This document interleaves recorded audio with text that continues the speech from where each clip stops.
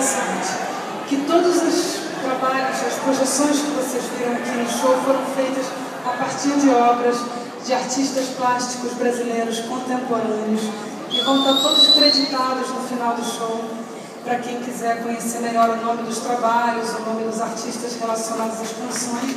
Mas eu queria pedir licença para vocês para ler o nome deles todos aqui, porque são muitos e eu realmente não queria deixar nenhum deles de fora. Então vamos lá. Eu vou ler